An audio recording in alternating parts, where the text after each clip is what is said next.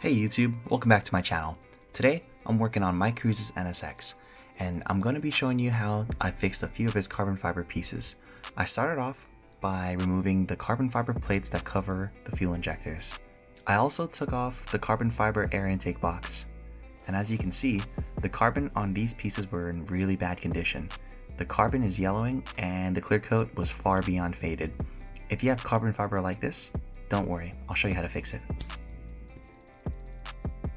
The first step I did was make sure the carbon fiber wasn't too worn down.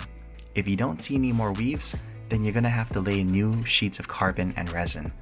Although this piece looks pretty beat up, it's just yellow and I can sand all this. I have a jaw horse vise that I use to hold my sander so it would be easier for me to sand the intake box, especially for the intake arm. It also comes in handy for other projects, so I'll link this one in too. Now, going back to the sandpaper, you can go lower in grit just as long as you don't damage the carbon. Starting off with 220 grit gives you a good entry point to gauge how much clear coat and resin you have to sand off without being detrimental to the carbon. Each carbon fiber piece is different, so you're going to have to make some good judgment on how low of a grit you want to use. I've seen a lot of people wet sand after this step, and yes, it's definitely a good idea. Luckily, the same company that makes the 5-inch dry discs offers wet sanding discs as well. This will definitely save you some time and effort.